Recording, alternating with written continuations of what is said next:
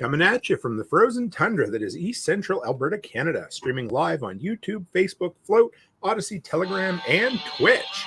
And we did it again. There we go, guys. See, every so often we get things playing in the background. We don't mean to, but it happens. So, yes.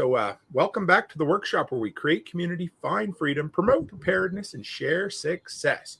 I am Toolman Tim, and today is July 15th, 2022, and this is episode 140 of the Workshop Podcast. Tonight, we got Andy Higginbotham coming on in just a minute. We're going to have him chat all about, well, I don't want to spoil it, so we'll talk about it here in just a minute. Give me 1 second here, guys, while we close that out. Thought I did really good tonight. Sometimes it happens. So we have a brand new sponsor.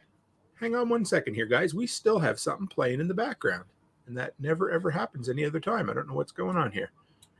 Sorry. And it's still, sorry. Anyway, guys, we will work on top. I got a whole bunch of windows open, and this is what happens when we have live.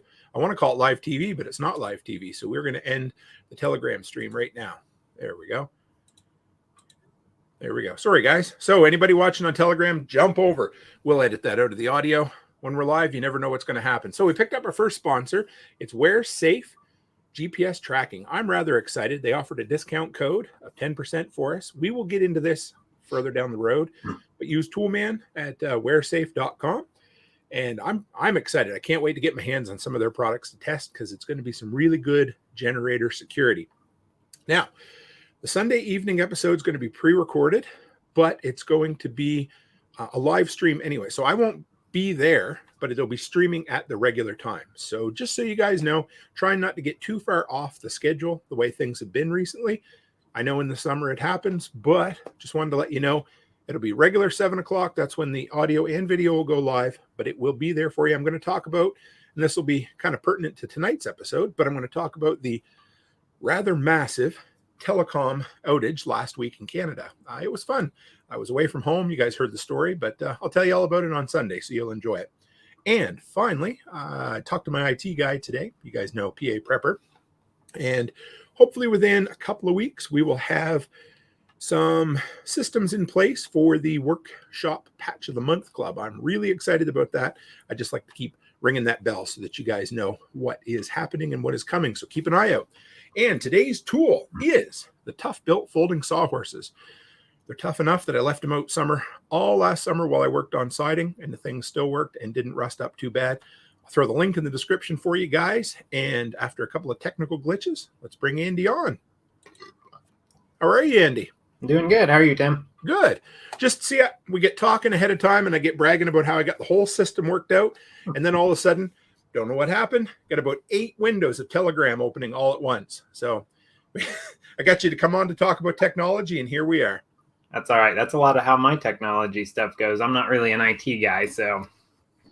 That's okay. Kind of passionate about that kind of stuff. Or, well, yeah, we'll get into it, won't we? Yeah.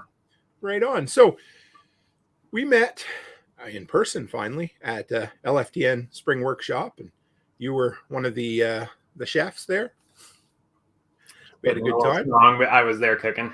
Yeah, you did a good job. It was good. Did you cook the pork liver? No, that was somebody else in the kitchen. I forget. That's okay. No, either way, was the pork liver cook.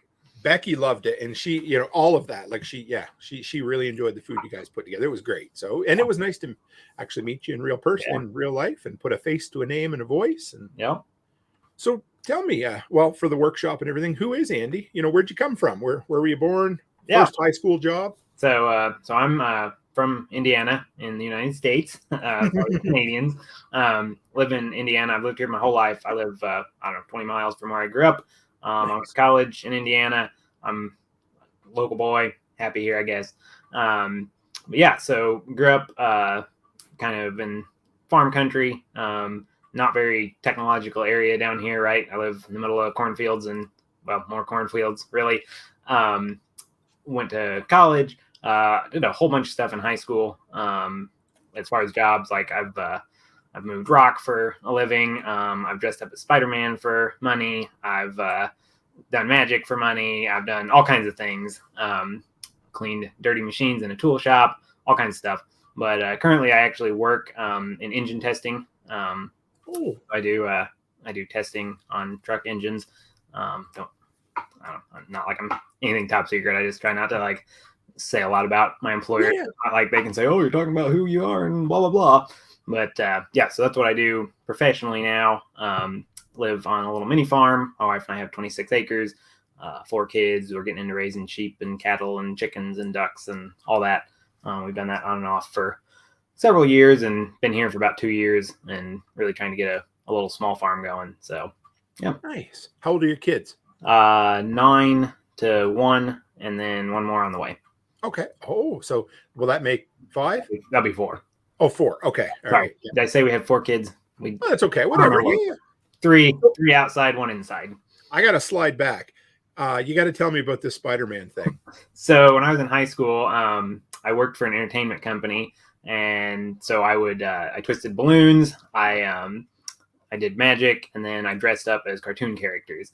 And so I actually dressed up as Spider-Man. That was probably the coolest. I did Dora the Explorer, less cool. SpongeBob, all that. And so I'd go to kids' birthday parties and, just wander around, shake their hands. Sometimes not make balloons as Dora the Explorer, but Spider-Man could make balloons. I do shows in restaurants and stuff. It was pretty fun. That is cool. Did you do backflips as Spider-Man? No, I never got that good. I pretty much just like did the web slinger poses and stuff. You can't actually see really great out of those costumes. So you got to be careful you don't like smash into a kid. Man, that would be big. Did you ever see that semi-viral video of the guy dressed as Spider-Man did a backflip at a kid's birthday party and knocked himself out clean? Oh no! It was, yeah. If I can find it, I'll share it. But yeah, I want to say it's funny.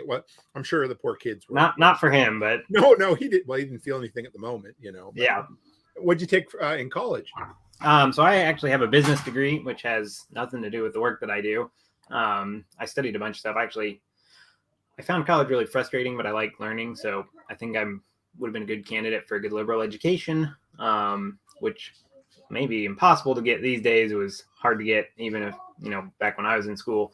I studied mechanical engineering technology too. And I went through an apprenticeship program for the job that I do now. And actually that's kind of the field that it's in, engine testing. So.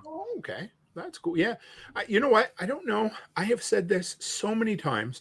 The guests that I have on the show, people who are in the, the liberty-minded kind of communities like us, I don't know how, almost everybody, 2 things they say. I went to college, I like to learn, but I do nothing or very little. My degree has almost nothing to do with what I do now. Yeah. Isn't that strange? Like, yeah. I think we're all attracted to one another without even realizing it. Just, yep. Yeah, it's neat. I bet you at least 10 people this year I've interviewed who have said those exact things. It's got to be a trademark of a successful person, I think. Yeah, let's go with that. I like that. I was trying to toot our own horns here. Yeah. So you sent me the title of today's episode. Yeah. And at first I thought you said floss. So I thought we were going to talk about dental. And then I realized, no, it's just my fat fingers typing. So what in the hell is FOSS? All right. So the idea that I sent as a title was F.O.S.S is the only freedom that matters, right? This is kind of a liberty show, going for kind of a clickbait sort of title. F.O.S.S, F-O.S.S, stands for Free Open Source Software. Okay. So people talk about software freedom. You will also sometimes hear the term floss. That is, I think, less popular because everybody thinks dental, and that's free / libre, as in Spanish for free, open source software. Oh, so that's, just kind of, and libre, is that a certain? So where that comes in, and the reason I picked FOSS is kind of that's a term. You can go out and Google that. You can look it up. There's FOSS lists. There's, that's something you can go out and put your hands on. But really what I think is important is it's not that free open source software is the only thing that's important, but I think that mindset is really valuable for people who are liberty minded, who care about self-sovereignty, that sort of thing. And so, yes, Linux is a FOSS piece of software. So it is free and open source. So the FLOSS free libre thing comes from, there's a debate within the open source community over what free means. And so they sum that up as free as in beer or free as in speech. And so when we talk about free speech, right, we're saying you have the right. I'm not going to impose on your speech. I'm not giving you anything, but you're allowed to speak freely, right? Whether I say free beer, I'm here, have a free beer. This is something that I'm giving you that you don't have to pay for. And so everybody pretty much agrees when we talk about free open source software, it should be free as in speech. Someone should not be imposing on it, right? The government shouldn't have the right to say you're not allowed to use this. I shouldn't have the right to say you don't get to use it because I don't like your face. It should be free for anybody to use in the way that speech is free for anybody to speak. There's a lot of debate about should it be free as in beer, or should people be able to make money off of open source software? And so people fall on different sides of that line. And there's kind of the should be free as in speech and beer, and should be free just as in speech, but it's okay to make money off of it. So which one is the Libre one? Is that would that be free as in both? Yeah, I think people kind of use that as tend to be more as the should be without cost. Okay. So, and it's not, I don't think there's a formal definition, maybe there is, but it's just kind of people will throw that in there. And though that free part, you get more to like your more, I guess you'd say more socialist leaning people tend to be like, this should be free for everybody. Capitalists are terrible. I hate seeing people make money.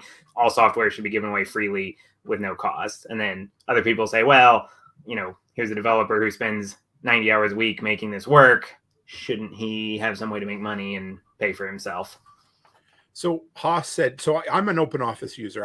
Yep. After I get thinking about it, I'm an open source guy. I have been for a long time, which you don't necessarily think about. So you there's open office, and then isn't there like Libre office or LibreOffice, something like that? So I guess let me explain a little bit about what free open source actually is. So the free we kind of talked about, you got free as in beer, free as in speech. Open source, do you know what that actually means?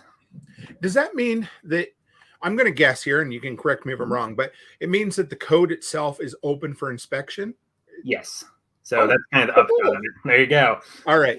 So the way I like to explain it, the way, and I'm not a developer here. I've done about this much coding. I kind of get how it works. I think of myself as a not even very advanced user who's just interested in how things work and try to understand it and explain to other people. So, take what I say with a grain of salt, and I am for sure going to kind of gloss over a lot of details here, intentionally, partly because I don't understand them. But basically, the way software works is you have source code, which is written in human readable coding language. So if you've heard of C++ or Python or Rust, or there's others, right? You have these coding languages, and some person sits down at their computer, types on their keyboard, and writes out, basically like a Word document of all this code. And that's called the source code.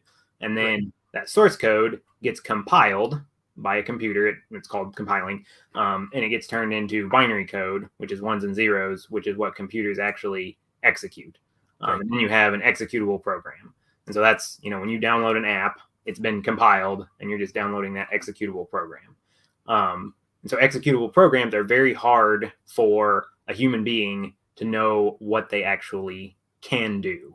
Like we can sort of observe what, if it lights up your screen green, well, we can tell it's doing that. If it, calls your mom, you can tell that it's doing that. But if it's just, sending something back to Microsoft, or it's secretly recording or whatever, we don't actually know by looking at the app that you downloaded what it's doing. In order to do that, we need to look at the source code. And so the analogy I like to think of is a recipe, right? If I bring you a cookie and you say, oh, I love cookies, but I'm allergic to, this one particular ingredient. Is this in here? And I say, oh, no, of course not. Who would put that in a cookie? Right here, eat this cookie.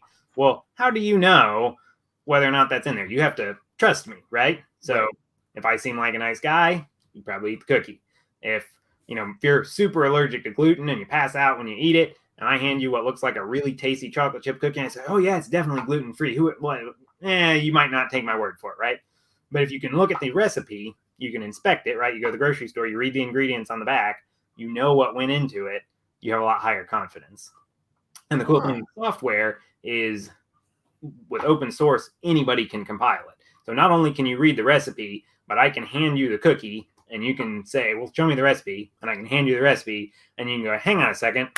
And you can make the cookie on your computer and compare the cookie you made to the cookie I gave you and say, oh, yep, this is the same. His really did use this recipe. He's not lying about the recipe. These are exactly the same because it's software. And that's the analogy is a little rough. No, that's great. I don't think I've ever realized. I mean, I knew all of that, or most of it for the most part, but I never really made all those connections to realize why the importance of, you always forget they have to compile it, right? Right. So that hides a lot, doesn't it? Mm-hmm. I never even, so whatever's been distributed and it's out there in an EXE or whatever, it could hide.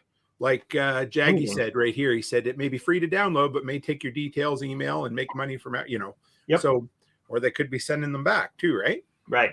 And even just in a non, I mean, that's kind of, I want to say conspiratorial, right? But in a non-bad guy sort of way, they might be doing something in a really bad way, right? Right.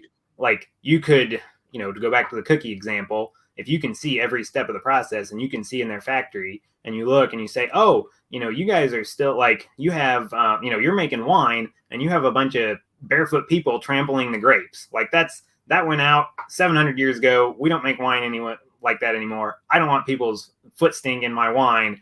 I don't want this, right? Because you're looking at the security cams to see exactly what happens in their factory.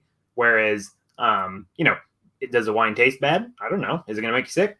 I don't know. Probably not, right? It might be fine. But if you're just like, I don't like people's feet in my wine, then you can choose that you don't like that thing. So if, somebody's using some old, insecure, problematic, easy to hack technique in their software, if it's not open source, no one outside of that company knows that that's a problem. If it is open source, somebody else, a third party, can look at it and go, hang on, man, you're using 1992 technology here. This is foolish. Go back and, get up with the times.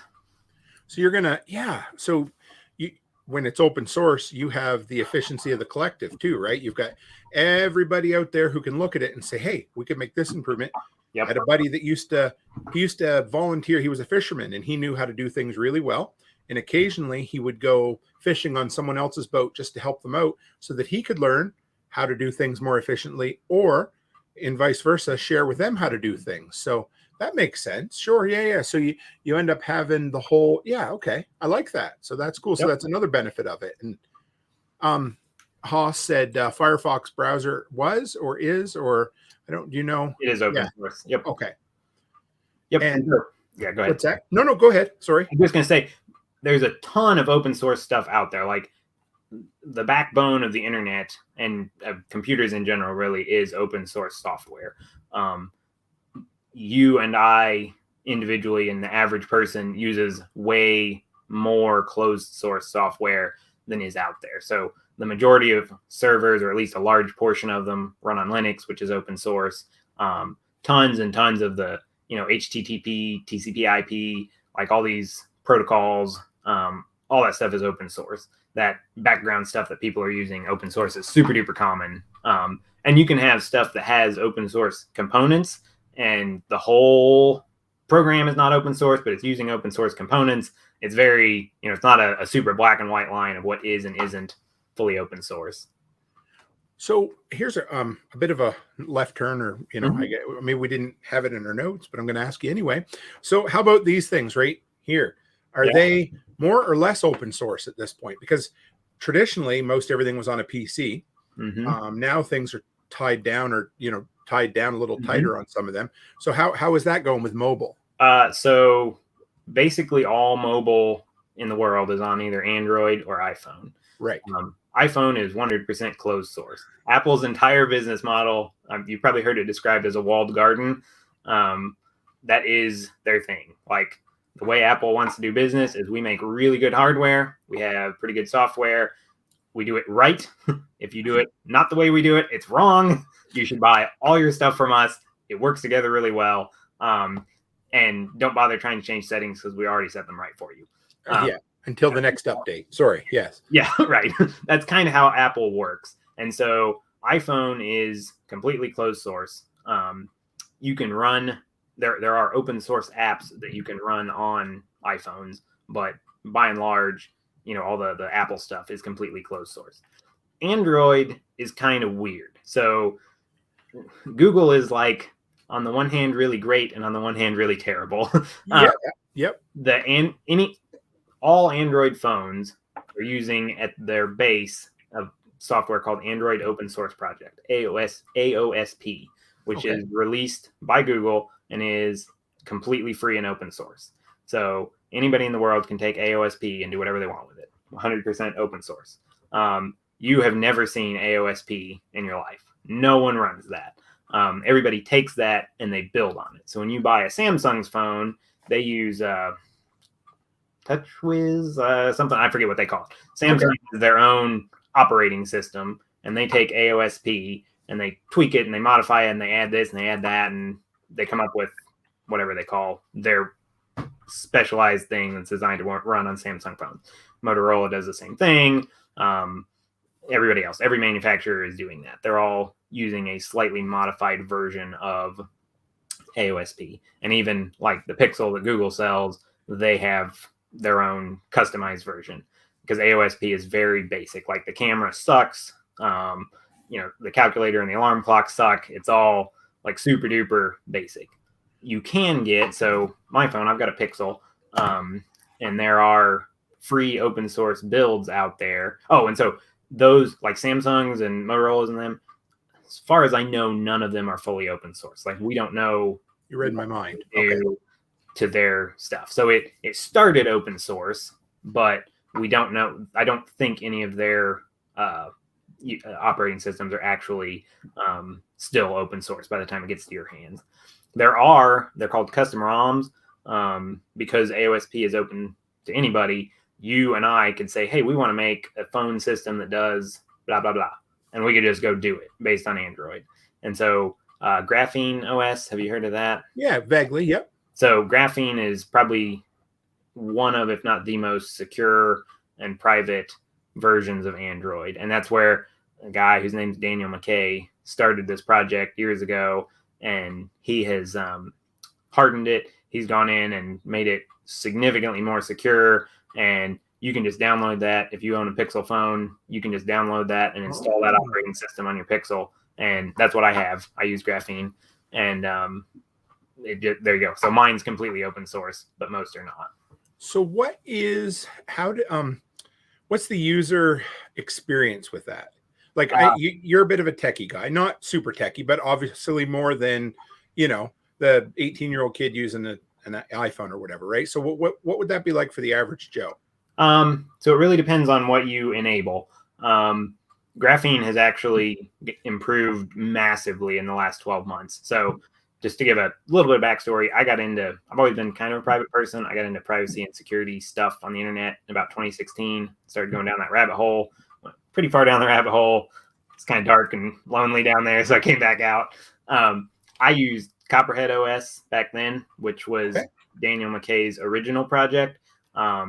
In the end of 2016, I think, end of 2016, something like that, around Christmas, 2016 or 2017, basically the entire custom ROM world sort of blew up. They all stopped being maintained.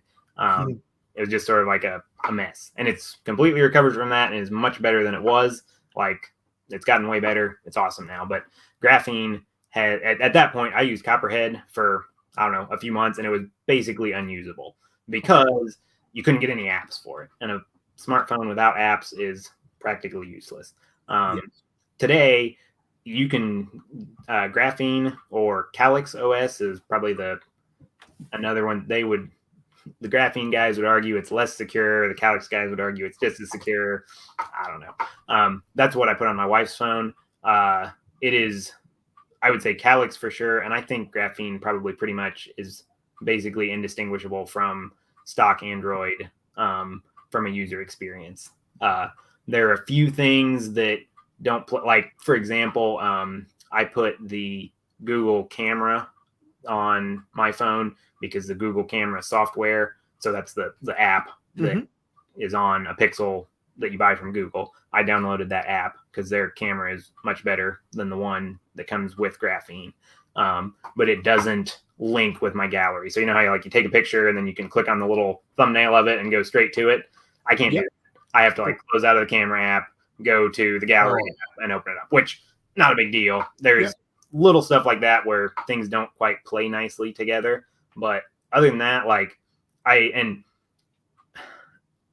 saying you should switch to a completely different phone operating system and go buy a Pixel and all that is a big thing for people. But I would say to anybody that's at all interested in that, if you're willing to put in some time, it shouldn't take very long. But if you're willing to say I want to do this, and if it takes me a few hours of searching and trying to figure things out, I'm going to do it.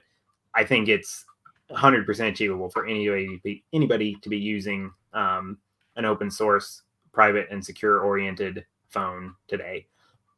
You think it would pass the grandparent test? So I'm just thinking, I had my dad on last night and they do okay, but could you give it one of those phones to? Yeah, I think I would say, because like I say, it's really not any different. It is different in the way that you do a few things, but a lot of the stuff is under the hood, and a lot of the problems that you might have is it's not very secure to have a bunch of stuff talking to each other because, if you can imagine a apartment building, right? And if you have an apartment building where there's 100 people living there and each one of them has a teeny tiny little bedroom that opens into one giant common room, right? It would be very easy to share information and work together. And I could stick my head out of my bedroom and yell to you on the far side of the common room, "Hey, Tim, I need something," right? Be very easy to work together, right? Sure. But you wouldn't have much privacy. If you're doing something you don't want people to know about, it's going to be really hard because you have a 8x8 sleeping cubicle. If instead you had an apartment building that was a bunch of separate houses, right, like a typical apartment building, you would have a lot more privacy. But if I wanted to talk to you and you lived on the other side, I couldn't just stick my head out and holler, right? I'd have to go out and walk through a hallway and all that. It'd be harder to get to you. So that's kind of, I think, a good analogy. There's a lot more, they call it sandboxing, where this app and this app can't talk to each other as automatically and efficiently as they would on a normal Android or iPhone. And that makes it more secure because it means this third-party app can't spy on either of them, but you might have to flip a few switches or, give specific permissions or something to get them to work together. Seems like obviously a compromise between efficiency and security or convenience and security. It always seems to go one way. Yeah. You just got to find where your line is, I had a bunch of people recently, when I started my TikTok account, of course, I'd never use Chinese, blah, blah. I'm like, okay, cool. I get it. I tell you half my life story online every single night anyway. I've already decided where my privacy line is. Right. And, so I get it, but okay. That's cool. Yeah. I like that apartment analogy too. That's good. So, and to answer your question specifically, yes, I think if you have, a lot of it is just the, and this is what I say, I'm not more technical than anybody else. I just am very persistent. So I have beat my head against walls that most people are not willing to beat their heads against. So I work with a guy who's in his early 60s. He has a cheap Android phone that has OK Google or whatever the voice assistant is turned on. And it will, just in the middle of the day, it'll hear him talking and be like, "I didn't hear that. Could you say it louder?" And he's just like, "You haven't," and just yells at it. And I'm like, dude, you can turn that off. And so would he be happy using graphene? Probably not, because there's more settings that have to be changed, right? But if he was, anybody who's willing to come back to you and say, "Hey, Tim, you gave me this phone. I can't get Facebook to work right. Can you fix it?" Yes. I think it could be used, by any level of tech user who's willing to just spend a little bit of time to figure it out and or go to somebody and say, "Look, I don't understand this. Please fix it." How about ongoing? So, do you have ongoing issues as well? Or once it's set up, has it been pretty good to you? Yeah, I would say, I'm just trying to think. Well, I'll just say, I put my wife on Calix 9 months ago, and she is more on the, if this doesn't work, I'll just work around it and suffer in silence forever aspect of thing. And there's been 2 minor things that I have fixed or shown her how to do And other than that, she's had no problems, right? And she's she's a younger person, fairly technically proficient, but not by any means a person who wants to sit there and fiddle with settings or really dive deep in things. She just hands it to me if it doesn't work. And I think honestly the only things that I've really had to do on her phone is other privacy oriented stuff that's not related to the operating system. It's just hard to set up otherwise. Okay. So that's good.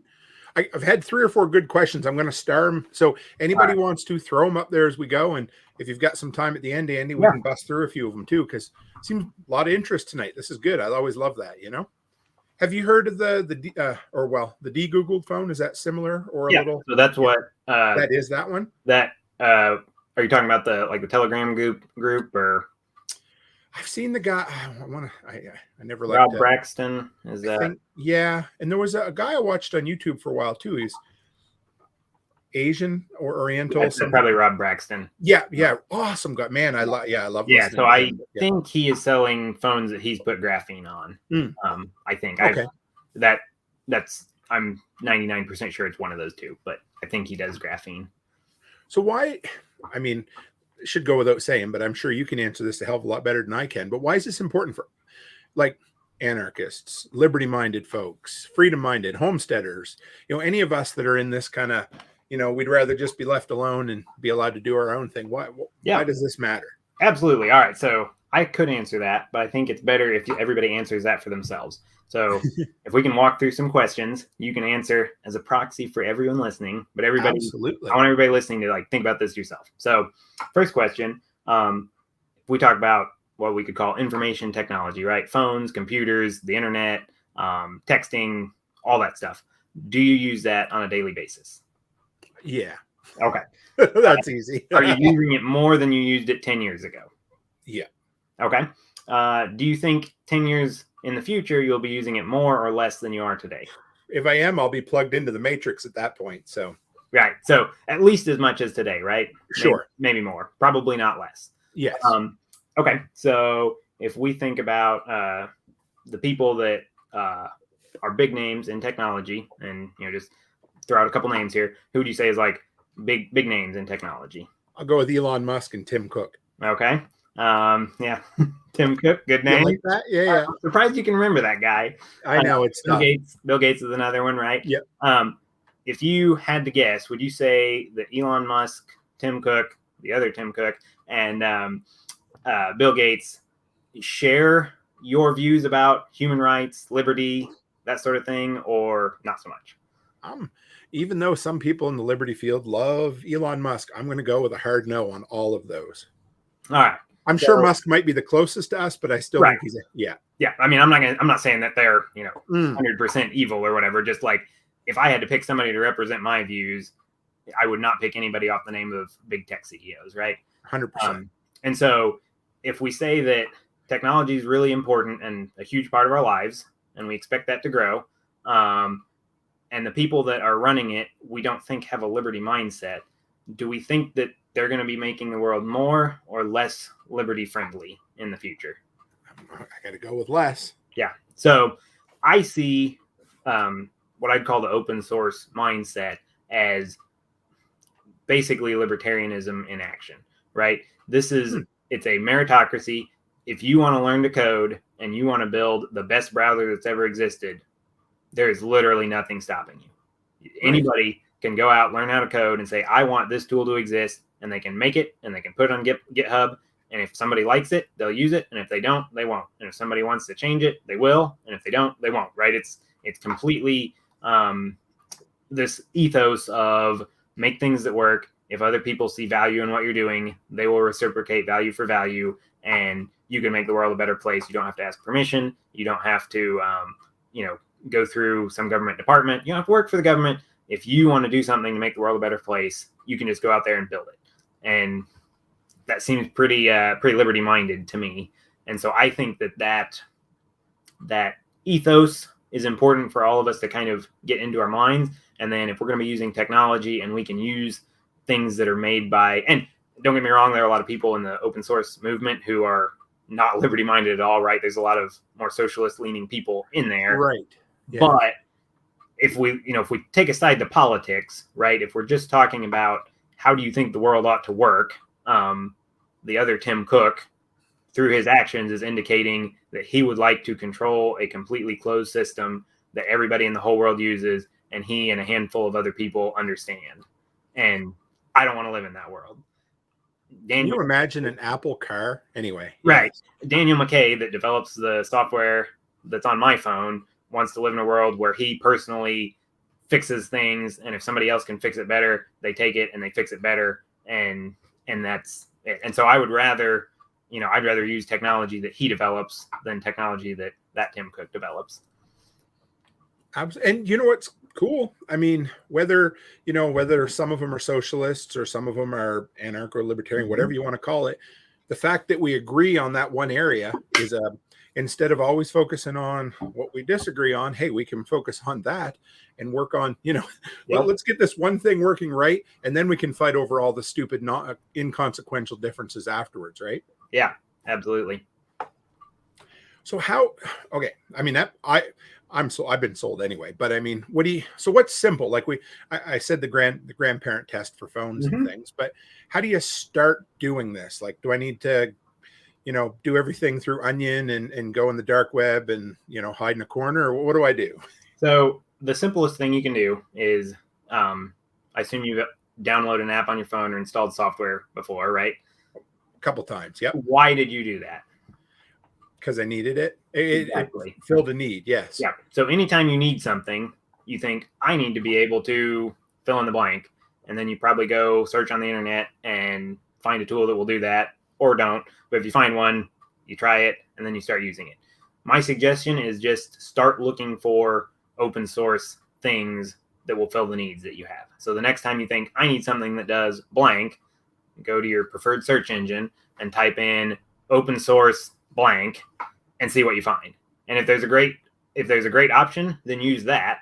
And if there is not, then don't. I mean, there's a lot of things that there just isn't a good open source alternative to, or it's more cumbersome.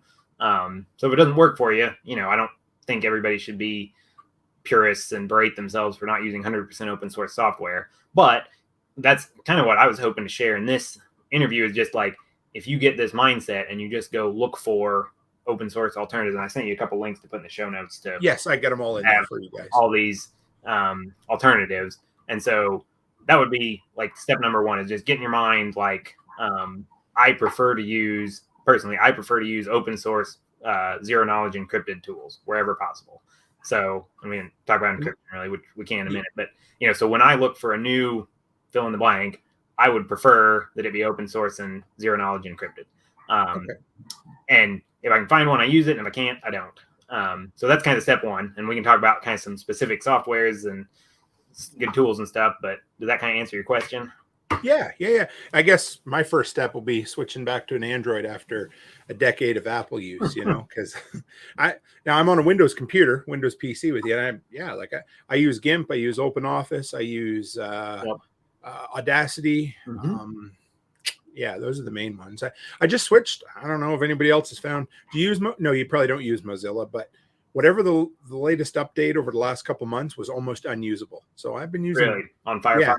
Yeah, I've been a Firefox user since like 2002, 2003. So I was kind of sad because I've been there since it was called. I don't even remember what it was called. I had just Mozilla or just Firefox. I can't remember which one it was, but yeah, anyway, it doesn't matter.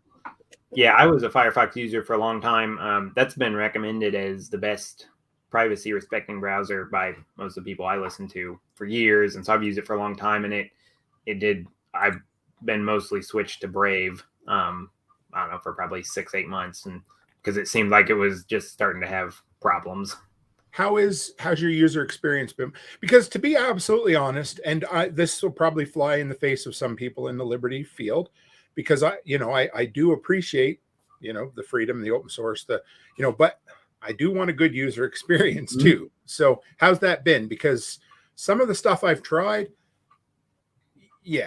go ahead. Yeah. Tell me. So I would say that I like Brave for the privacy stuff better than privacy enabled Firefox, because when I run Firefox, which I still do some, but I have a bunch of add-ons that block stuff.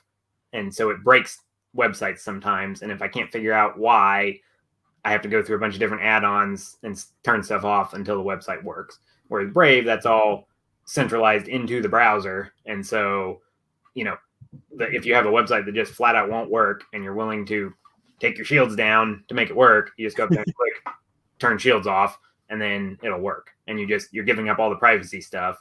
But then, and that's kind of the way that I have come to like privacy stuff, is where if I can walk in the door with, full armor on. So if I go to this website and they're a complete scam, or, I download an app onto my phone or whatever, and it's trying to do something I don't want it to do, I want my phone or my browser to go ding, ding, ding, ding, ding. This is doing really shady stuff.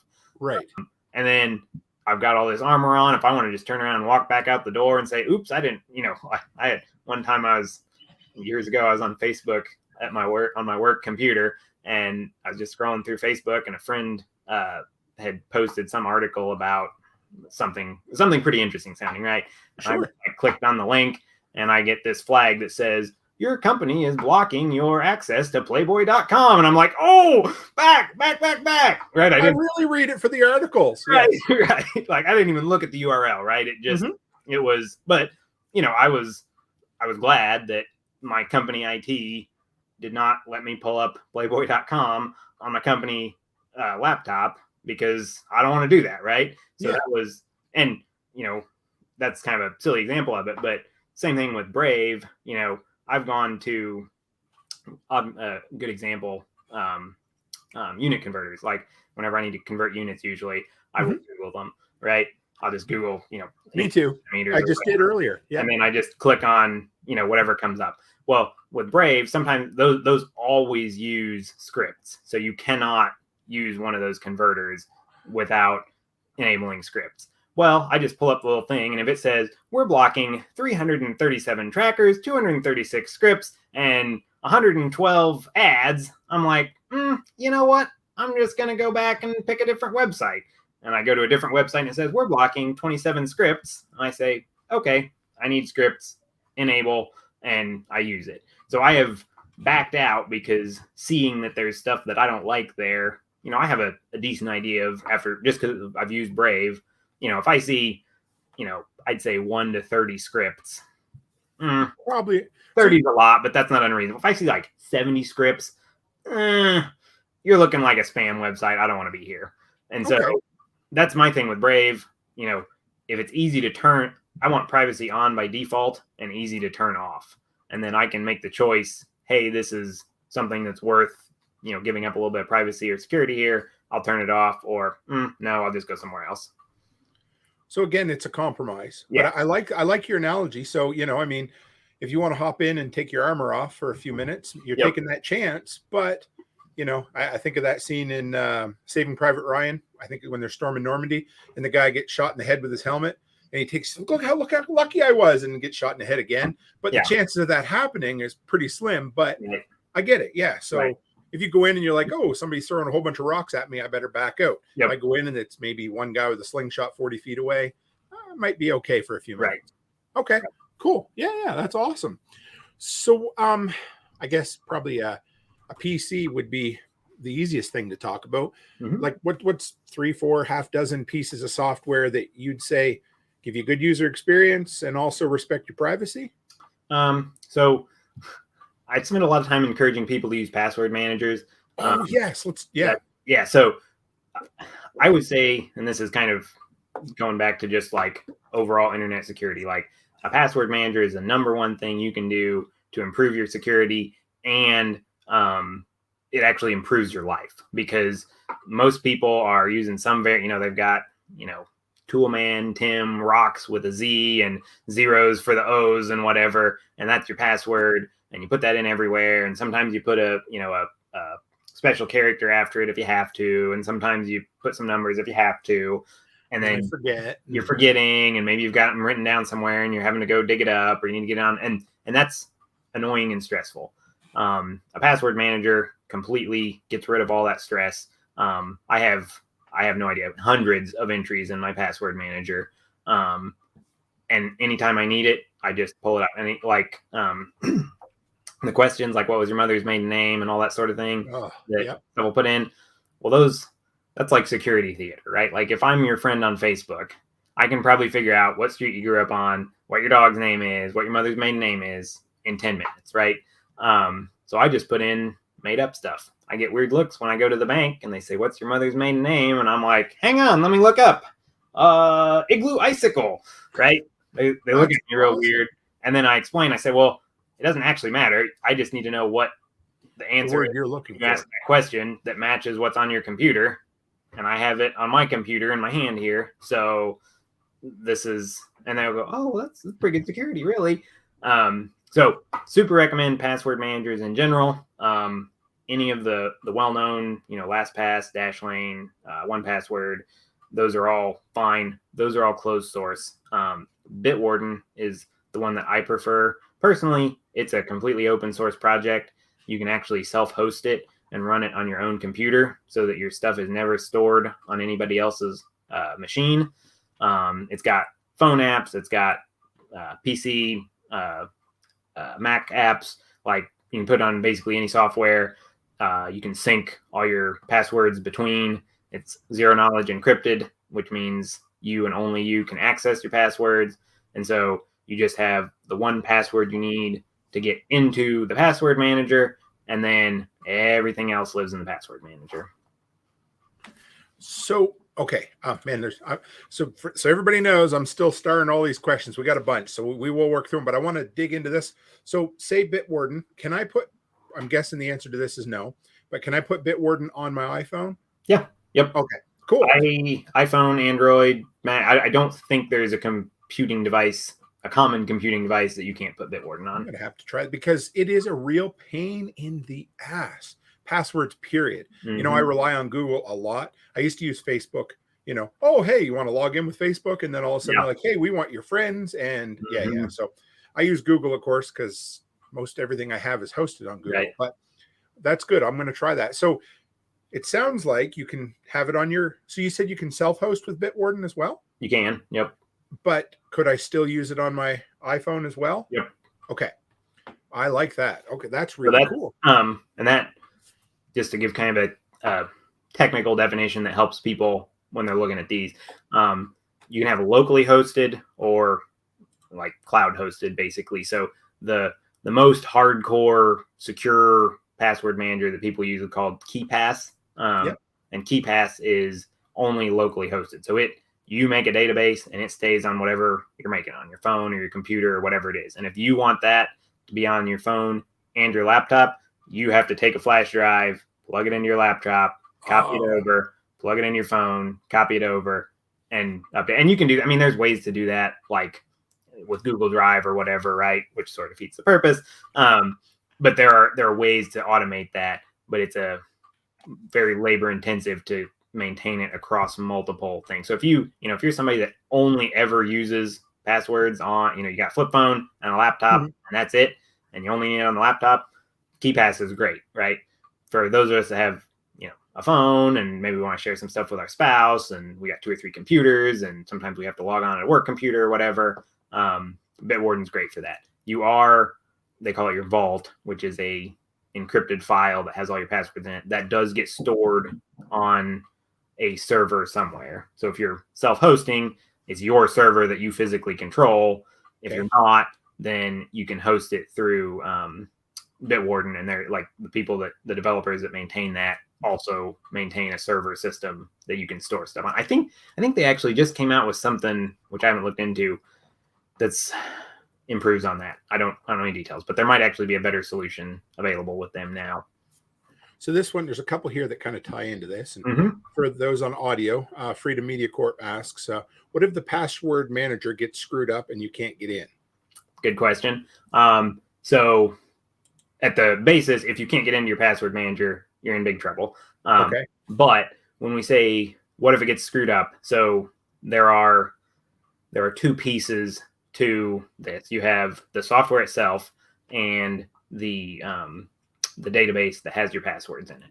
Okay. So the software is local software. So I have a piece of software on my computer called Bitwarden that runs on my computer, does not need to connect to the internet to operate. I can, unplug my computer from the Ethernet cable, turn off Wi-Fi, go sit in a cave, and I can look at all my passwords. I can print them out if I want, etc. The whole world can blow up, and as long as my laptop still works, I can physically look at and write down or print off every password I've got.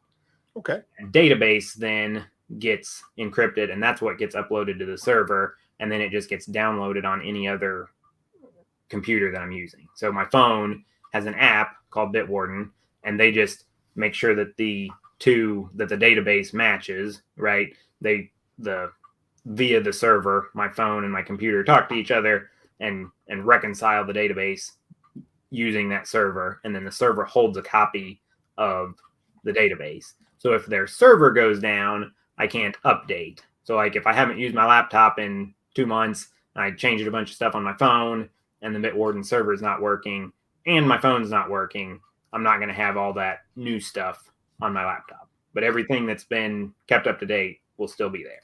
So for me to lose it, I would have to have the software on my Mac, the software on my Linux computer, the software on my phone, and the software on my wife's phone all fail to work at the same time, which is unlikely. And you can create encrypted backups of it.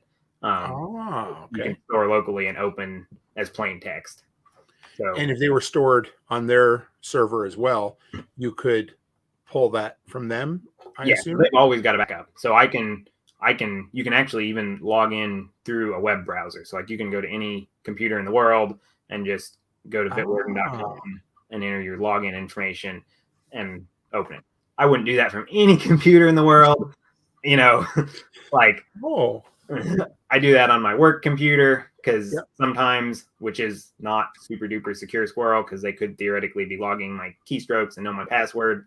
I'm not particularly worried my company's doing that to me. But yeah, you can print it out. You can store it on your computer so you can access it with a different file. It's an open format, so you can actually export it and import it into a different password manager. Okay. Open source stuff tends to be very respectful of users' rights and say, if you want to, if you want to leave us, you have the right to do that. Here's all your data. You own it. Unlike, say, Facebook or Google that says, oh, did you not read where it said, we own your data? It's going to be hard to get all, those pictures from your kid's 3rd birthday 12 years ago. Yeah. Mm-hmm.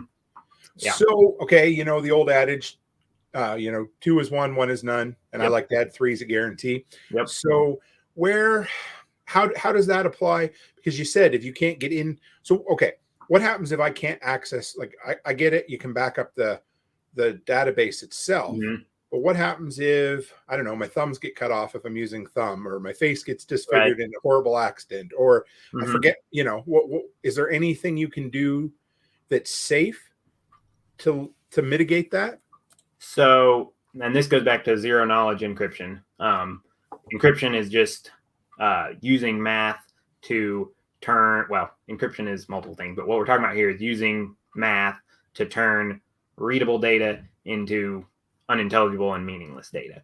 And so zero knowledge encryption, and then the way you do that is the math algorithm combines the data and a key. So the key is just a long number, and often that's derived from a password. So, for the user experience, your key is a password. Mathematically, that's not correct. But for your perspective, it's taking your password and your data, scrambles them together, and it spits out something that's really hard that's meaningless. And the reason that's valuable is because we know exactly how to break that encryption, but it is inconceivably costly to do so. So, and that's the beauty of encryption as a locking system. And this is something that I think is really awesome and hard to get your brain around, but it's like Fort Knox in your pocket, right? So if you have a 20-digit password using good state-of-the-art cryptography, which is built into your iPhone, as far as we know, it's very straightforward to crack that. You just need several $1 million worth of computers that you can dedicate to that task for approximately 150 years. Okay. You've got that? No problem. I mean, probably for $20 or $30 billion worth of computers, you could get it done in like 20 years. And so that's a cool thing about encryption. Zero knowledge encryption means only the user holds the keys. So like Bitwarden, as long as everything is working the way it's supposed to, nobody in the world except me and anybody that I choose to share it with holds a copy of my keys and my password. So like I write it down and I lock it up in safe places. And my family members who would be my executors if I died know, hey, go get in this location and you can get into things. And that's a common thing. Like we've always been told, don't write passwords down. That's not really good advice anymore because it is less likely that someone breaks into your house, steals your well-secured, don't write down a sticky note and stick it next to your screen. But if you've got it written down, locked up somewhere or hidden somewhere, well hidden, it's much less likely someone will physically steal that than that someone will break into one of your accounts using your insecure password that you're using because you're afraid you'll forget it. Our buddy there, Stephen Harris, used to talk about security through obscurity. And honestly, that's a bit of that, right? Because, I mean, say I took my password and I stuck it up on the ceiling or on the inside of my garage or inside of my closet somewhere. And I only told my wife, and I didn't put, Tim's Bitwarden password. It's just a random password on a piece of paper, up in a corner somewhere. And only the people that need it know where they can find it if need be. So, okay. Yeah. The odds sophisticated hacker is going to break into your house, find that and go, aha, this looks like a password. Tim seems like the kind of guy that would use Bitwarden. I shall go to bitwarden.com and try this. Ha ha. Like that's so slim. It's almost impossible that will happen. But you're also touching on individual responsibility too. Yes. Because when it comes down to it, it's our responsibility and up to whatever comfort level we happen to have with how we're going to secure and make backups of backups of backups, right? And that gets back to, I think that's a key point of sort of the ideological side of this is and this is a little bit more with encryption and cryptography stuff, but more so also with open source. Apple and Google and Samsung and all of them, their business model is, Tim, you seem kind of dumb. You probably can't manage your own life. You're going to screw stuff up. We need to know everything about you and have final say on what you're allowed to do. And you can just count on us to have your best interests at heart and do the right thing. And, you for $39.99 a month control. Yeah. And that's like, and I see this because I use a lot of privacy protecting stuff. Like I get locked out of accounts sometimes, right? Because they say, and I get really mad when this happens, when they use non-state-of-the-art technology for identity verification. Mm-hmm. I will use whatever state-of-the-art stuff you want me to use. And you're using, stuff that became obsolete 10 years ago. And then you're saying, well, you're logging in from a different IP address because I use a VPN. So we're not going to let you log into your account. And I'm like, why don't you just use modern two-factor authentication? And then you wouldn't need to do all this spying to figure out if I'm really me. But that's kind of pet peeve. But that is kind of the line, right? Do we want to live in a world where we have responsibility and we get to decide what's done with our data? Or do we want to just say, you know what, Apple, I'm not competent enough to do this. How about you have total control and just tell me what I'm allowed to do? That's what happened up here just recently with you hear about the Rogers outage?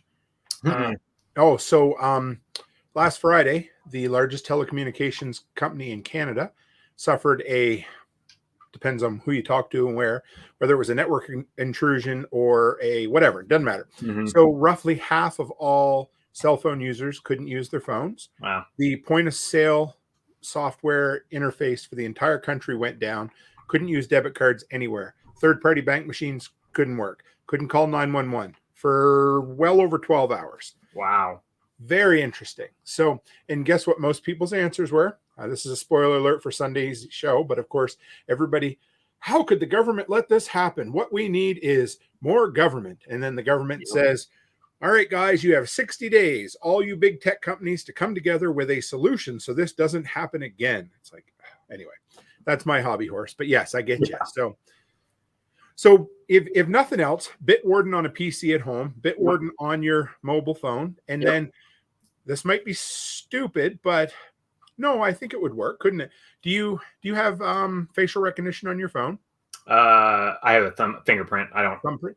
Do you use that to access Bitwarden personally? I personally do. Okay. Again, that's kind of a convenience versus security thing. If you go read lots of hardcore security blogs, they'll say don't do that. They're right? That is more secure. And another useful term to know and maybe look into is threat modeling.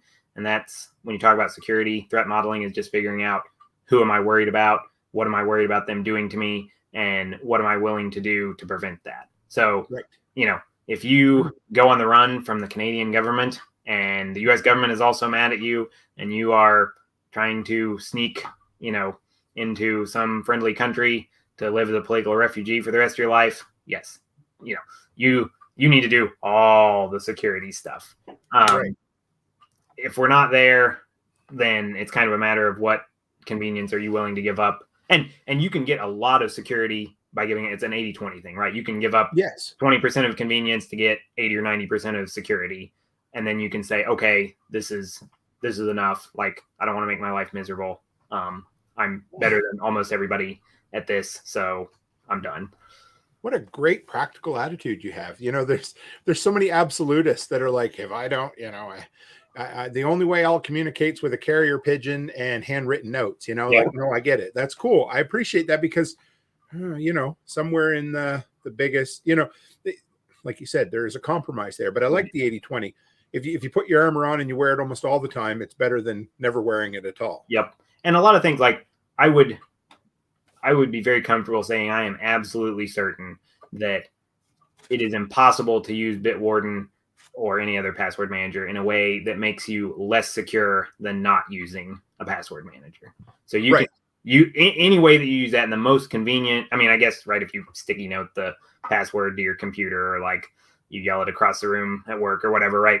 You can screw it up, but any official way to use it is going to be orders of magnitude better security than not having a password manager. I still think hollering it out at work is more secure than really. You're probably right. Data breaches. I'm being a little nobody that you work with is going to hack you, and there are people on the internet that do want to hack you. So, because we hear the stories about the guys that leave the USB dongles in parking lots because somebody picks. Yes. Does it happen? Yeah, to like 12 people last year or something. Right. But there's 300 and some million in the U.S. Right. Yeah. But how many people were suffered some sort of data breach or some sort of, how many people had their, their credit card numbers, right? Yeah. Yep. Go ahead. Sorry. I was just going to say, I don't want to forget this before we get off the password manager topic. The best way to create a memorable password for you to get into your password manager is actually to use a passphrase and to use the Diceware method. So if you just Google EFF Diceware, which I think is in the links I sent you. I'm sure it is. I'm going to put it in the notes here too. And that will just go there and read their stuff and use that method. There's no reason for me to explain it in live, but you basically use dice and a word list and you come up with a memorable phrase. That's far and away the best way to do it. There's technical papers that explain the math of why that's the best way for super nerds, but just go do that.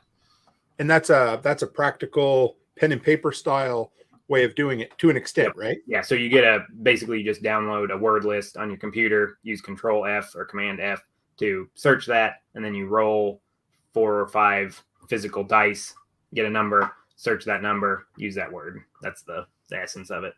That's cool. I love that kind of, I don't know. There's something about that old fashioned type of technology, or I don't know if you call it, I guess it's technology. Yeah, it is. Yeah. The old fashioned way of doing things, but brought into a modern context. I've always enjoyed that. I'm a geek for that kind of stuff. I don't know why. But. You would probably enjoy if you Google Diceware without EFF. So EFF is the Electronic Frontier Foundation. They've got kind of an updated version of this process. If you just Google it, I forget the guy's name that actually created the process, but he's got like a 1990s era website that explains how to do it that hasn't been touched and has all the nerdy sites. You would probably really enjoy that. It's not a long read, but it's pretty cool how it actually works. So man, we're not going to get nearly as much done today as I'd hope, but this has been friggin' awesome. I love it. So can you name 3 or 4 other softwares that people could use? Yeah, Obviously so, password manager, but yeah. If you just want to use open software, like you said, OpenOffice is a good alternative for Microsoft Office. LibreOffice is a newer, graphically prettier version, basically. So LibreOffice is a relative of OpenOffice. Both of those are good. I use a software called Joplin, which is a replacement for Evernote. I really, really like that. Okay. If anybody does have an Android phone, you can install the F-Droid App Store. So it's F-Droid App Store, and you can look that up at f-droid.org. I'm actually not sure how to get that on a normal Android phone because I haven't owned a normal Android phone in many years. You may have to click a few dire warnings from Google that say, "You're a fool, don't do this." But it is because Google does not want you to use anything but the Google App Store. That actually is a app store that has nothing but free and open source apps. That does not guarantee that they are safe or good or whatever, but it does mean that they're open source. And so you can look them up, then check them out, and then decide if you want to use them. Yeah, I was not. You know what I did? So again, for the audio, David Smith just said OpenOffice was bought by Oracle, and that's why LibreOffice was forked from it, and why Libre is preferred. I do remember hearing something like that. So thank you, David. That makes sense. Yeah. I switched to LibreOffice years ago and had kind of forgotten why, but that was probably it. That's cool. No, what about how about this one? This is one I've been looking for. Mm-hmm. Do you know any good simple? I hate to say simple, but looking for a decent open source kind of video editing. I don't. That is not tough. Yeah, I think there might be one. I had to put you on the spot. Sorry. Yeah, I don't do any video editing. That's okay. There was a Telegram group of TSP tech geeks, and I don't know if this is one, but the guy that suggested it is pretty big into. Oh, okay. I thought I'll have to look that up and get back to you. That's okay. I'm guessing there is one. I don't. Oh, yep, that was it. KDN Live was the one that this guy mentioned. I will try it. Yeah, I don't edit video, but I'm just so happy with Audacity. I've used GIMP or GIMP, depending on that. I bet you I've used that 20 years now, or pretty damn close. I worked as a community access project worker back in 97 through 99 when they were first bringing the internet to the local libraries. So I get into a lot of that back then. And it's just neat. But yeah, I will look into that because that's something I haven't been able to find. Did you ever frig with, I did this years ago, Ubuntu? It was like a bootable Linux from a CD. For a little while I tried. I don't know. I was never quite, I always was on the cusp of being interested in Linux, but I never quite dove in.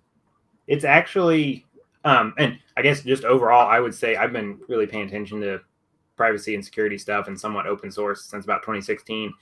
And it is so much better in the last, whatever that is, 8 years. Like, I am super optimistic because there are so many better privacy respecting tools out there than there used to be.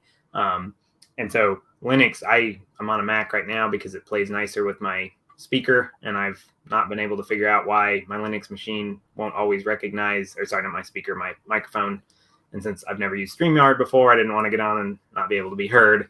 But I use a Linux machine as my daily machine, and it is almost indistinguishable for me from a Mac. I mean, the interface is different, but there's almost nothing that I've been like, oh man, I can't do this. And it was so easy on my Mac. Like, it's gotten very simple and user-friendly.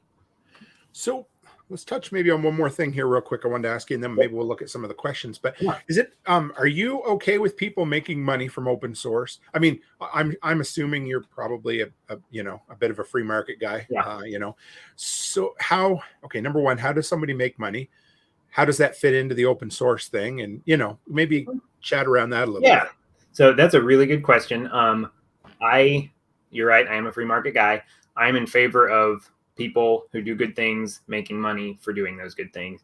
And I'm actually concerned by people who cannot make a living doing good things, because I think that makes them vulnerable to being co-opted into doing bad things because they're broke. Yes, good point. So as far as how you can make money from open source, it really depends on what the software is. So I guess starting with the simplest, there's a lot of open source software out there that's very simple. It doesn't take a whole lot of effort to maintain, and there's a lot of people that use it. And so there's just, a group of developers that volunteer their time to maintain it because they love it and they don't want it to go away. And it's basically no extra work for them to make it available to everyone on the planet versus just maintaining it for themselves. So there's plenty of simple software out there that is like that. And usually you can tip those people, right? They usually have some way where you can send them some money. That's probably a good thing to do.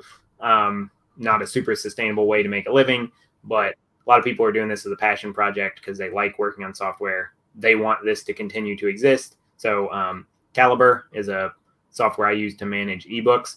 Pretty sure that's basically the way, right? Yeah. Lots of people, I think it's just one or two people that maintain that, but it's something they want to have, and so they maintain it because they like it. So that's a thing, and if you want to donate to those people, that's great. Another option is there are softwares that require support hardware, basically. So email is a good example of that. Proton Mail email. They're not 100% open source. They are supposed to be working towards that, but a lot of their code is open source, and they're very, transparent and privacy oriented and stuff.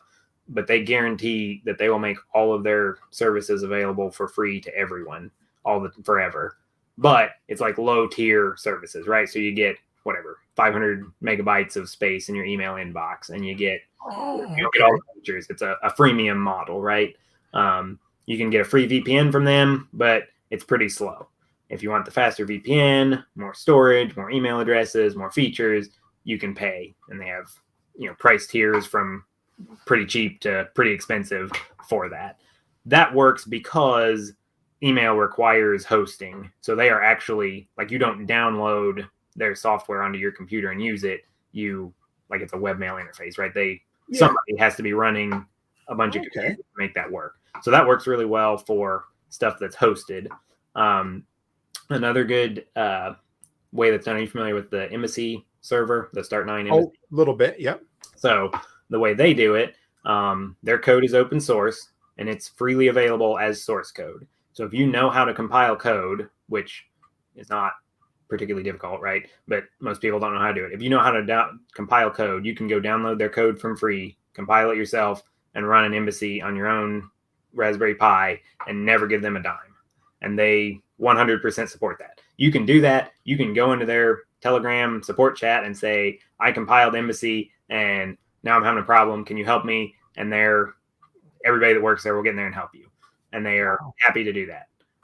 Very few people do that because very few people know how to compile software, and lots of people don't mind spending money. So then I did, you can go buy your own Raspberry Pi for whatever the market price of that is, pay them whatever it is, $150 or $180, something like that, and download their ready to go software, put on your hardware. And so you just pay them that, whatever that price is that they've set for that software. Or you can buy the whole thing from them and they will ship you the whole Raspberry Pi fully loaded, and they mark the components up a lot. So they're doing like a 50% markup on the hardware. And so that's, $300-$400 to get that, which is, I think, like $75 more than just buying the hardware off Amazon and loading. So basically, if you just say, I want one, mail it to me, okay, that costs you quite a bit of money. If you say, well, I'm willing to buy something here and something there and put them together, costs you less money. If you say, oh no, I can, make this recipe from scratch, okay, go out and do it for free. So I think that's actually a super good model for something that involves hardware and lets them make money. And then also, if you don't have money and you have a Raspberry Pi laying around, you can teach yourself to compile it and get it for free. And it's available to anyone in that way if you're willing to put the time and effort in. I like that. I can see that. So whether it's features, paying extra for extra features. Now, just out of curiosity, in that instance, would those other features not be open source at that point? Or well, so again, it really depends how it works. So like with Proton Mail, because that's a hosted service, just because you could run it yourself doesn't make it useful. So Right. Proton Mail is useful as Proton Mail because they're running it, right? Like I don't think they're fully open source to where I could completely copy their stuff. Like even if I did copy their software, I couldn't run it. I couldn't have a protonmail.com address because I don't own protonmail.com domain. And so I could copy all their software and use it myself, but I'd have to use it on my own domain, on my own services, my own hardware, etc. And so the features may or may not be open source in that you can see how they work, but they don't. Does that make sense? Like, yeah. Because people are going to, I totally get it. I like it. I mean, I'm just thinking out loud here, but again, something physical is always going to cost something because it needs to be physically built or picked up or moved or, electronics, maybe a little bit of a gray area. I go back to my Napster days, but that's another story for another show. But, whatever. Yeah, I get it. That's cool. I like the idea of it being open source so that it's, vettable. People can look at it and say, okay, this, and you can do what you want with it if you have the time and the skill to do it. But like you said, if I'm a guy that just says, hey, here's some money, I like open source, put it all together for me. So, service or something tangible. Right. People are going to pay for that while the software can still say open source. Is that kind of what we're getting at? Yep. Cool. I like that.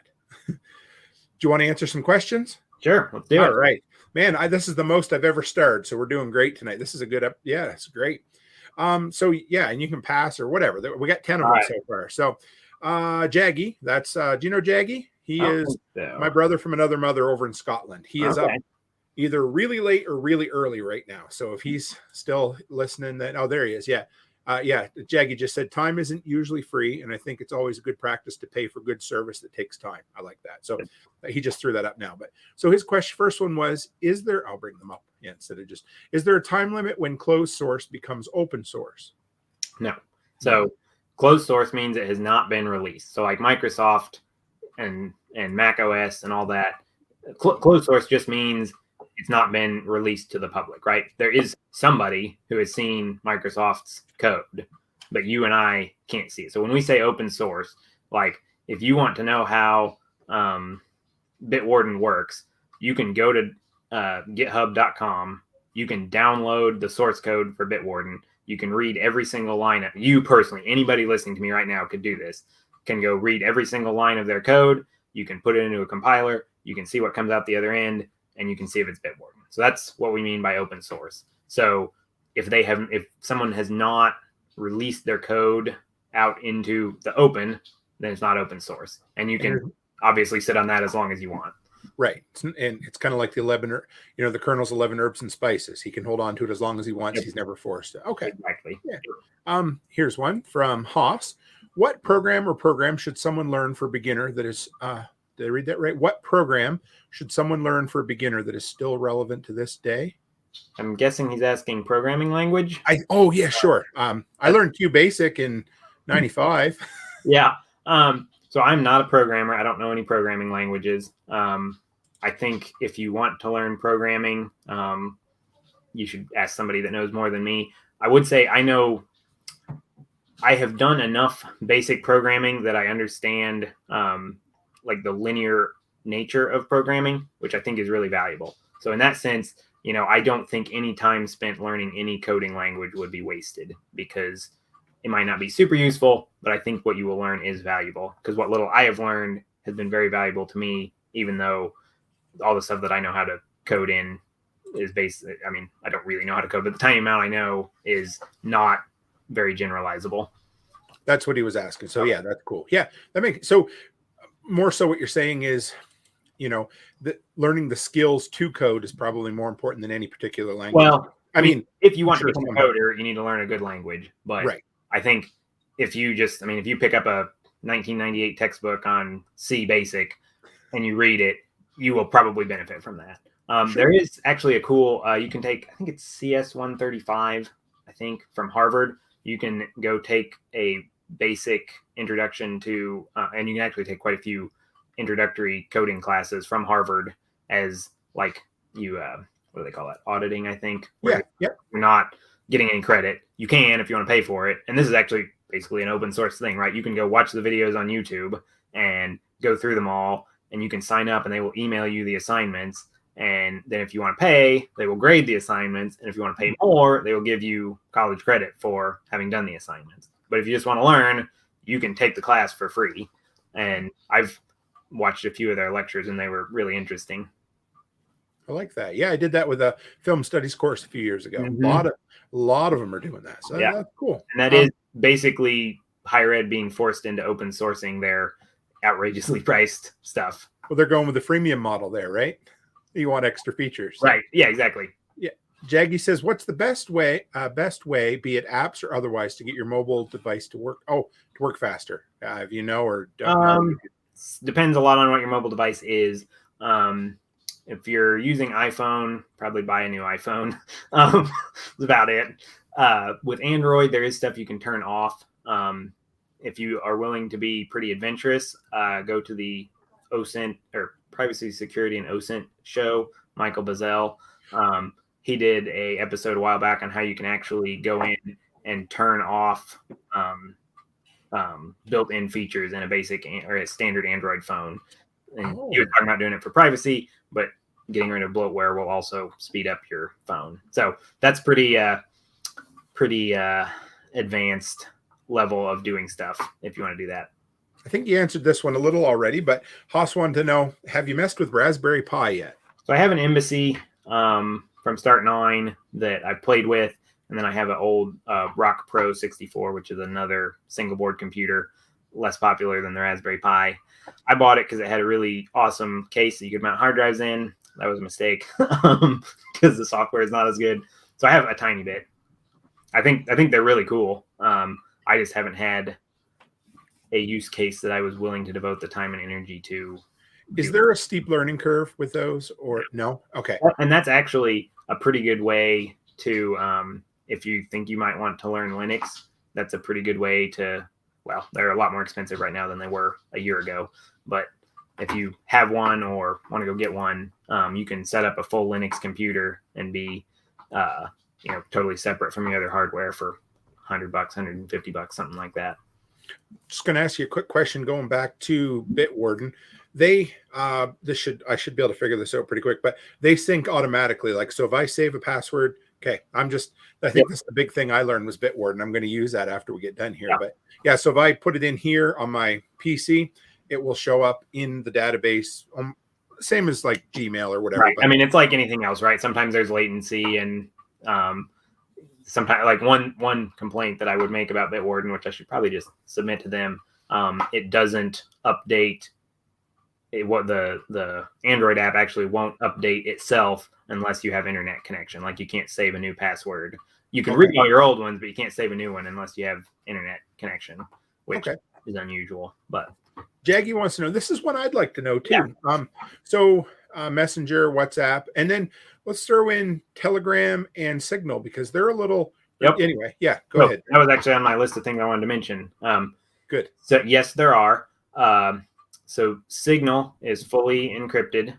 And just really briefly, you have end-to-end encryption and then zero knowledge encryption. End-to-end just means anytime you communicate, one phone to another phone, the way that physically, I guess, if you want to think of it, works, your phone, your physical device, encodes packets of data, which has your voice and picture and everything.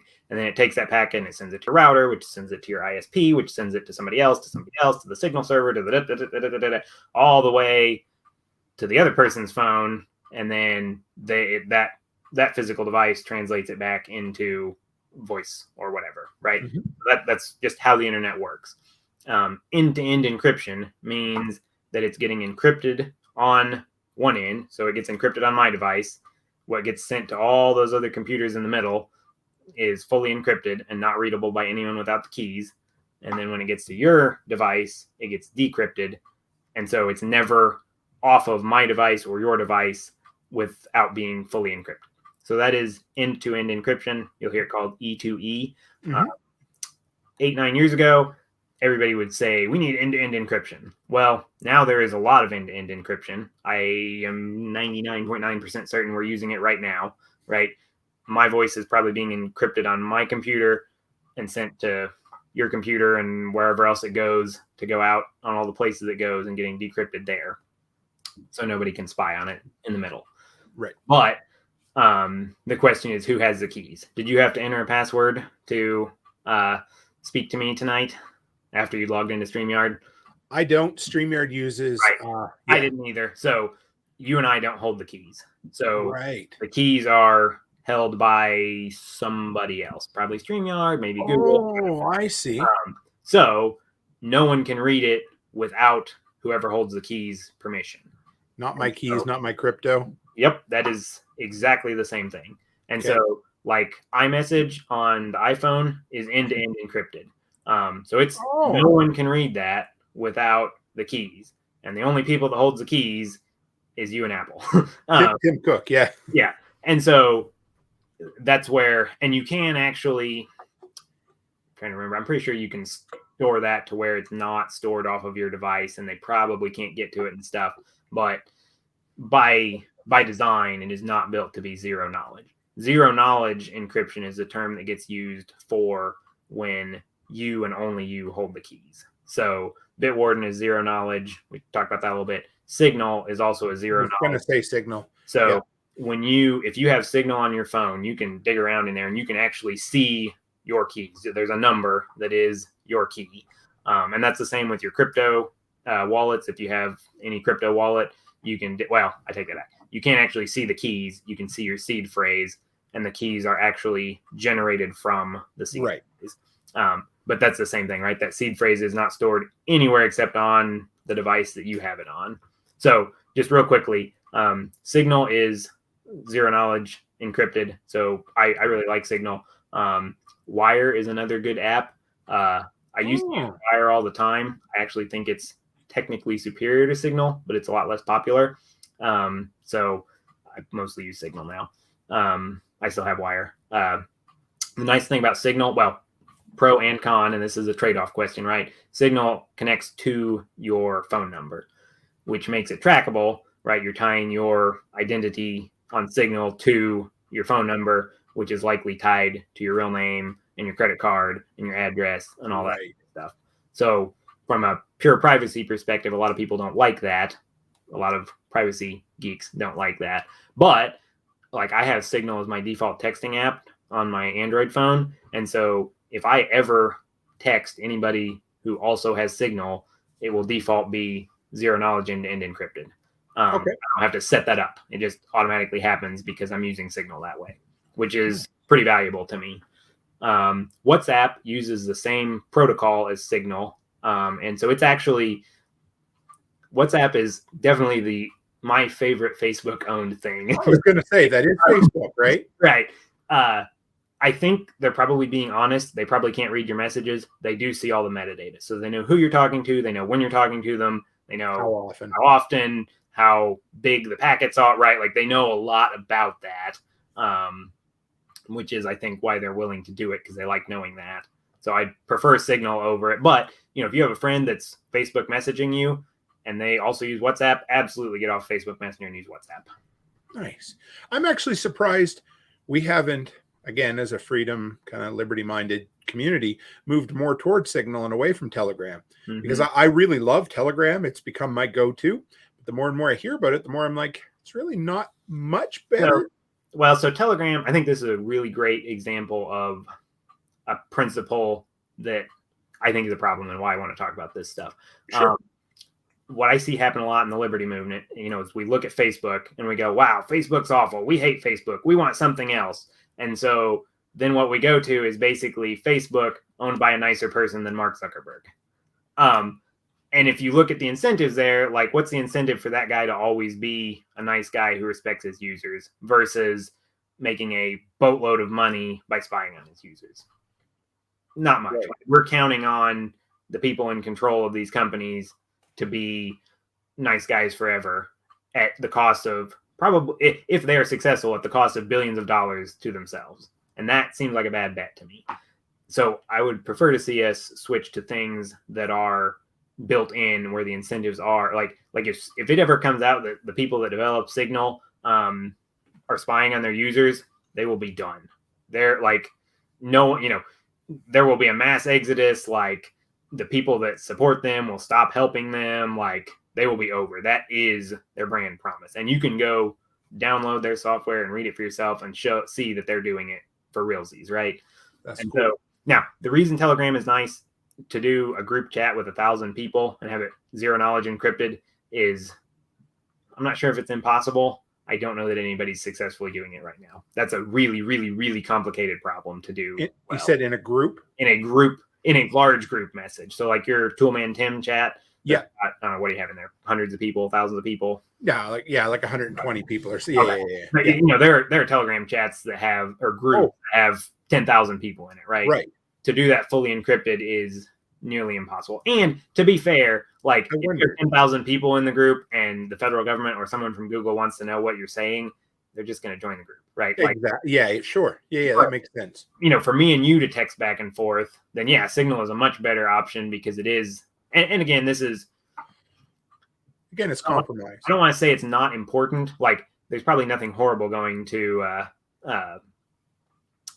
about. Sorry, I got it. That's okay. I could read that. It's unlikely you and I are going to be hurt by someone reading our text back and forth. Right? Exactly. But in principle, I don't want the government and Google and Facebook and everybody else reading my mail. I think that's wrong on just a moral principle level. And so if it costs me nothing but saying, hey, Tim, you want to use Signal, to bypass that, hey, Tim, you want to use Signal? And so that's kind of where I'm at with that. So I do have a couple of group chats on Signal with some different people. Yeah. But those would just be end-to-end encrypted then, would they? No, it's still zero knowledge. It's just, you're probably talking with what, like 8 or 9 other people? Yeah. I would. Yeah, that's exactly it. Yeah. The problem gets, I don't know if it's exponential, but it gets significantly harder the bigger the number of people. So yeah, you can do I don't know what the limit is on Signal. And it may be pretty high. It might be like 100 or something. I don't know what it is, but there's a limit that they will not support a large. Yeah, because those two groups functionally work identical to, say, my Toolman Tim Telegram group at the moment. Yep. Just a little. I find Signal. I don't know. I don't know how to put it. Like, it's a little clunkier or something, and there's occasions when, but it took a lot more to sync it between my desktop and my phone. Yeah, but that's okay. I can. And that is a trade-off, right? I mean, it's like a guy pulling into a car dealership in a tank, and he's going, well, this thing doesn't corner very well, right? That's great. Yeah, but you're a tank, right? Like, it's not built to corner well. If you get rid of all the armor, it'll corner a lot better. You could write a book just on all of your, what are those metaphors or similar, whatever that is. Yeah, you're great at that. You come right up with them. But Haas says, what about a hardware password?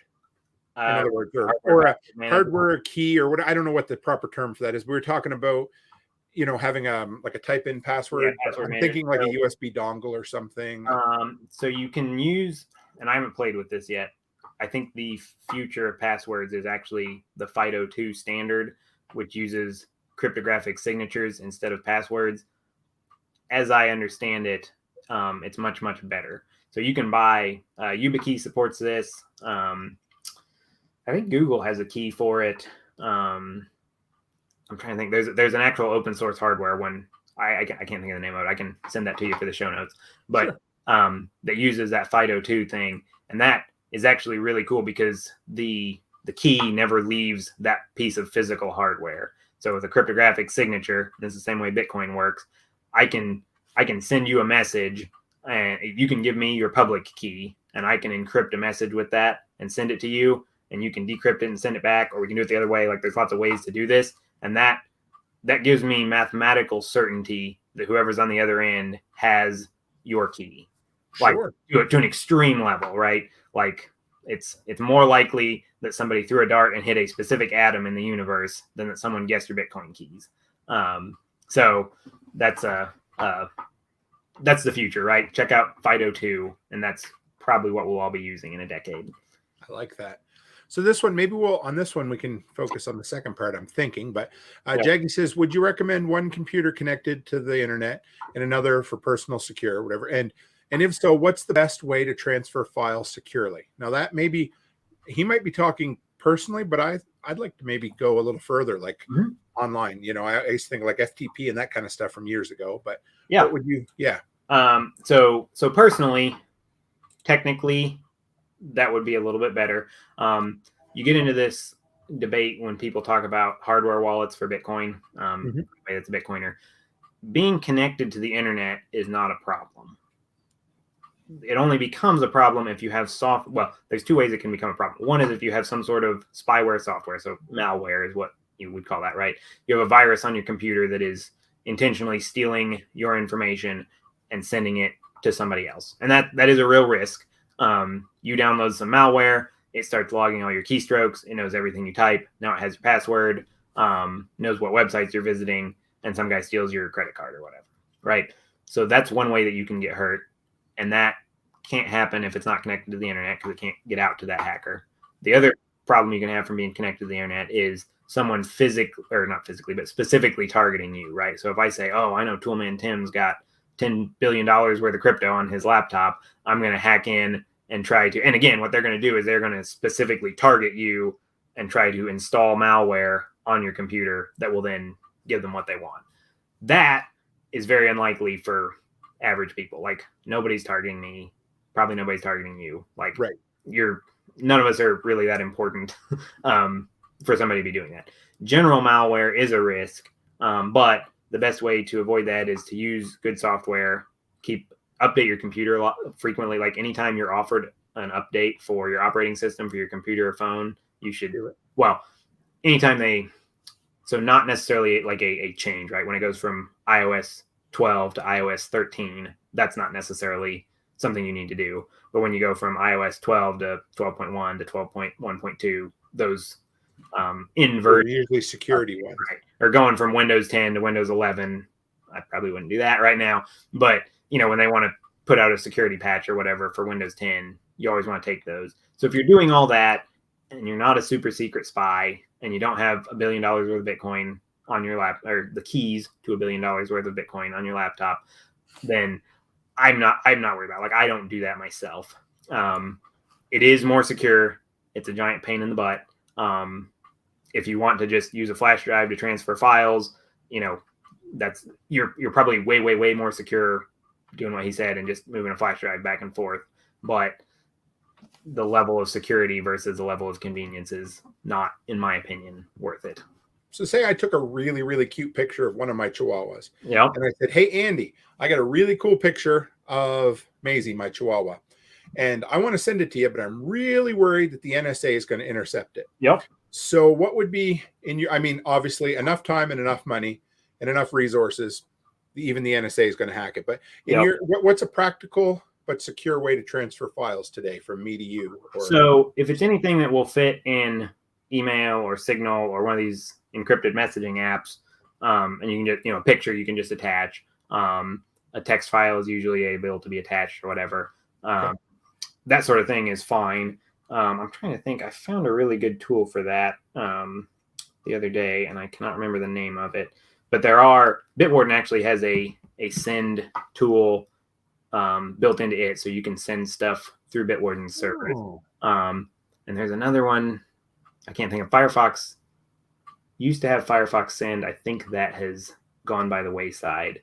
I will look up that other tool and send it to you for the show notes. But there are things where you can upload a file, because that's actually a problem. Even if you don't want it encrypted, right? If you have a 2 gigabyte video file, yes, actually hard to, like, you can't email that, you can't attach it to a text message, and so even small like Gmail limits the pictures you can send. It drives me crazy. It's like 25 megabytes, I think, is generally the limit for email, and that's part of the email protocol. Well, that's okay. Yeah. And then I guess I know we've gone an hour and a half already, but I'm gonna what about old-fashioned ways of sending things? Like I kind of, there's guys I know that'll sell, say, USB drives at prepper conventions and that kind of stuff, or like just sending a USB, or the old days of sending the CD-ROM through the mail, that kind of stuff. I guess if you have chain of custody, or if you're hand delivering it, I guess is probably still the safest way, but.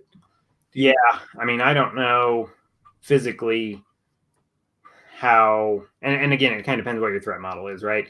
Like, Sure. honestly, Yeah. I needed to send something that could be digitized, and I wanted to physically send it for some reason. I would put it on a flash drive or a CD in an encrypted format and mail that. That's what I was thinking. Or I mean, you could go get a book of codes and ciphers from the library and encode it, right? That's, I mean, the NSA could break that, but the postman's probably not going to get that if he just is Have reading. you ever looked at that? I could geek out on this kind of stuff too, but have you ever looked at like old-fashioned codes and ciphers for this kind of thing, or is that not your? I was really into it when I was a kid. I've not spent any time on it recently because it's just not very practical for what I do. But No, I get it. No, that's cool. Yeah. Well, we've been an hour and 40 minutes, and I think we probably could have talked another hour, no problem. Yeah. But I think maybe we can. First off, if you're up for it in 2, 3, 4 months, whatever, something like that down the road, I'd love to do a follow up, especially once I get some Bitwarden under my belt. And, but I think this was great. I had no idea that we would get this much audience participation on a F.O.S.S. title. That's cool. No, anything that we didn't cover that you wish we'd have said right quick or anything like that? So I tried to come up with sort of a, like, what's the main thing to take away from this? And I would say, I don't know, kind of what I try to do when I talk about this stuff is it's all kind of high level and technical, and I try to break it down, but I know sometimes it's still like, whew, for a lot of people, you don't need to deeply understand how all this works. You don't need to understand how cryptography works. You don't need to be able to understand how to read code. You don't need to know how to find stuff on GitHub. If you say, I want to be a person who uses open source, zero knowledge, cryptographically secure tools, and go find those and use them, then that is like, there's the next step from that is, I mean, I feel like I'm kind of a communicator about that, right? An evangelist, so to speak. And then beyond that, the only other thing you can do is become a developer and build them, which is also great. Work with your kids on that, but you don't have to know how all this works. I think it's worth spending a little bit of time to understand, because like what I said with the end-to-end encryption versus zero knowledge, you'll see a lot of companies marketing end-to-end encryption, which is good. I would prefer that over not encrypted, but generally if they say E2E, that means they're keeping a copy of the keys and they have the ability to read your mail, or if you go to court and someone subpoenas it, they're going to get to see that, all that sort of thing. Zero knowledge is more secure, also means you're 100% responsible, but just that level of, so like if you see a service that says we offer zero knowledge encryption, and then you scroll through their FAQs and it says that they can completely restore your account if you forget your password, they're probably lying, right? Okay. So, learning that level of stuff, if you can get that very simple level and find the tools and use them, that's what I would love to see everybody doing. That's awesome, Andy. I appreciate it. I've learned a metric shit ton, I have to say. This is great, really. And you have a way of putting things in an accessible, like Jaggy just said there. He said, great show, guys. I have absolutely no technical knowledge for coding or computers, but learned a lot. So, and you do a great job of breaking it down and making it digestible for the average, peon, right? Me. Like I said, I'm just an average peon who's willing to beat his head against the wall until I figure it out. So persistence, that, you know what? I was thinking this earlier while we were talking. That is so I don't know if you ever heard me talk about preparedness. So that's kind of my shtick or whatever, but that's definitely a tenet of preparedness is persistence. And honestly, what makes a person successful, or, a lot of times, like today, for instance, I repaired a central vac unit, not because I knew how to do it, but because I was persistent. I didn't give up. Right. And that's what I think that's what you said there with you're just a little more persistent with the technology and you're willing to be patient with it. Mm-hmm. So I appreciate it. How do they find you, Andy? I mean, what are you selling? No, I'm just kidding. But how do people? Forgot on to talk about technology. I'm surprisingly inactive on the internet. I do have a website, peopleforprivacy.com. I don't put stuff up there hardly ever. There's, I don't know, half a dozen articles I've written. You can get a hold of me through there, through the contact form, kind of see, other stuff that I have had to say. I'll probably put stuff up there in the future. You can email me, peopleforprivacy@protonmail.com. And I sent you all this for your show notes. Yep. And I actually don't use any great open source or encrypted social media, because social media is all about going to where the people that you want to talk to are at. So I'm on Telegram and MeWe. People can message me there. I'm in your group chat, so you can tag me or whatever in there if anybody has questions. And I'm always happy to talk to people about this stuff. So people have questions. I do. I'm willing to do consultations with people. Right. Yes. Especially if you want to pay in crypto, that works out really well. But yeah, somebody wants, half hour to sit down and kind of talk through a problem. I don't know how to solve all problems, but if you're just confused about software and what to use or how to set it up, I can help out with that. Cool. Well, I would say that'd be a good investment for anybody who wants to, because I don't know how many questions I just threw at you, and I barely stuck to the notes whatsoever, and you weren't stumped by any of them. So you did well. Thanks. No, but thanks, Andy. I appreciate it. If you want to hang on for just a second, I'll close up and I'll be right back with you. All right. Thanks, man. I hope you guys enjoyed that as much as I did. There's nothing I enjoy more than digging into a topic that I know very little about and being entertained and informed by somebody who knows how to teach. And that's exactly what Andy did. So I hope you guys enjoyed this. I didn't know where we were going to go with it completely, but I knew it was important. I would love to do a follow-up with him down the road. So I hope you guys enjoyed it. Stick around. Like I said, we got a pre-recorded show for Sunday, brand new content. You haven't heard it before. I just won't be here live. So I hope you guys enjoy that. And as always, stay happy, stay healthy, and have a great week.